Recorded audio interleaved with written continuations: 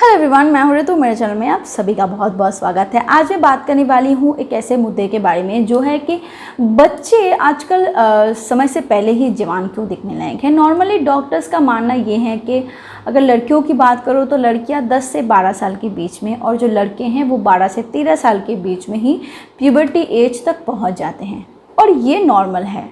सबसे पहले बात कर लेते हैं कि प्यूबर्टी एज क्या है। एक्चुअली लड़कियों के बॉडी में कुछ बदलाव आते हैं, जैसे कि लड़कियों के बॉडी में और लड़कों के बॉडी में, दोनों के बॉडी में ही हेयर्स आना, यानी प्राइवेट पार्ट्स में अंडर आर्म्स हो गया, प्राइवेट एरिया हो गया, इन सारे प्राइवेट एरिया पे बाल आना।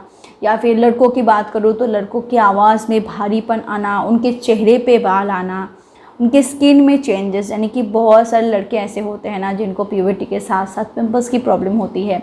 अगर लड़कियों की बात करूँ तो लड़कियों में पीरियड आना, लड़कियों में के प्राइवेट पार्ट में हेयर्स आना, ये सारी चीज़ें प्यूबर्टी एज की निशानी होती है।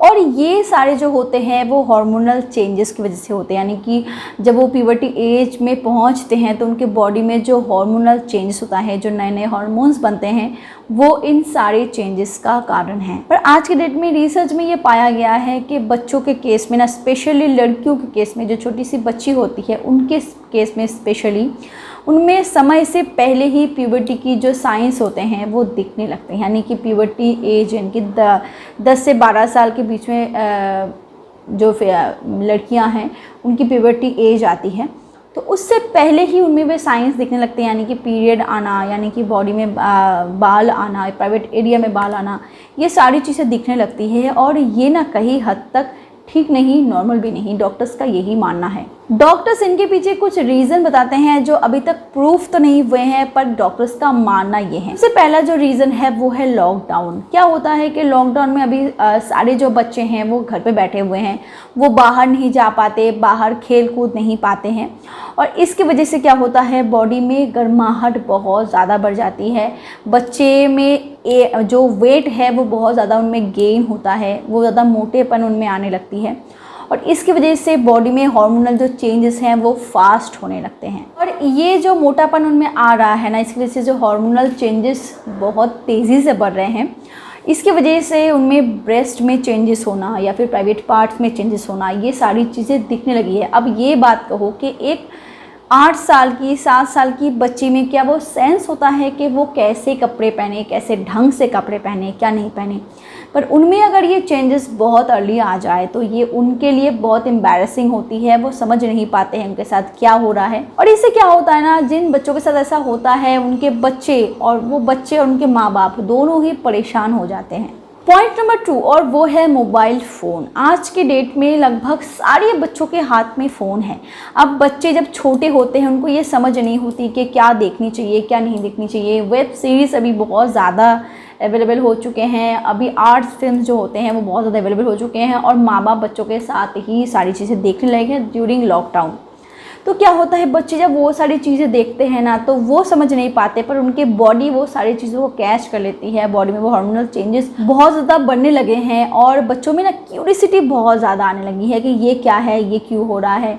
और बच्चे अभी इंटरनेट इतना घाट रहे हैं कि वो सारी चीज़ों का जो सल्यूशन है वो वही ढूंढने लगे हैं, वही ढूंढने की कोशिश कर रहे हैं, और इससे उनके बॉडी में बहुत इफ़ेक्ट हो रहा है, स्पेशली हार्मोन्स पे।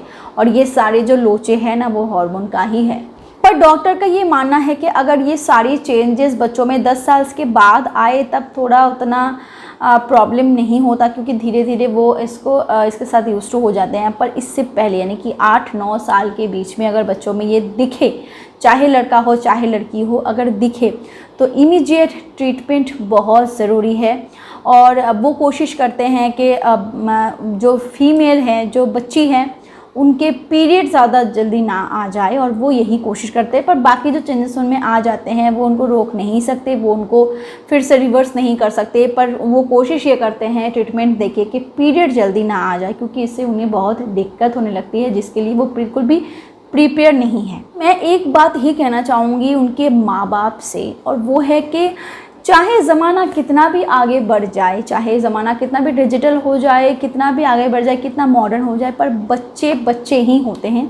तो तो उनके साथ जो ट्रीटमेंट होनी चाहिए ना वो बच्चों जैसा ही होना चाहिए। आप एक 5 साल के बच्चों में हाथ में आप बिज़ी हो तो हमेशा फ़ोन पकड़ा देते हो, उनको बाहर खेलने आने नहीं देते कि धूल मिट्टी प्रदूषण है ये है, पर वो इन्वायरमेंट भी उनके लिए बहुत ज़रूरी है क्योंकि उससे उनकी ब्रेन डेवलपमेंट बहुत ज़्यादा होती है, अच्छी तरीके से होती है।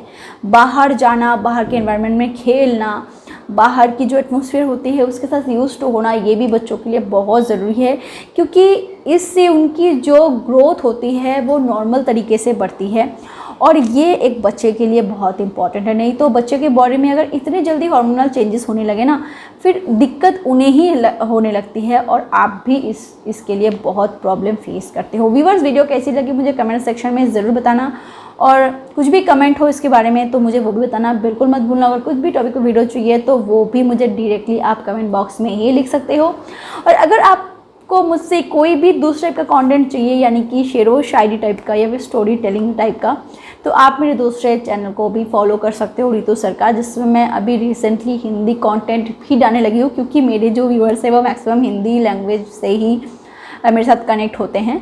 तो मैंने सोचा कि क्यों बंगाली के साथ साथ मैं हिंदी कंटेंट भी उसमें डालूँ, तो मैं उस पर भी हिंदी कंटेंट भी आजकल डालने लगी हूँ।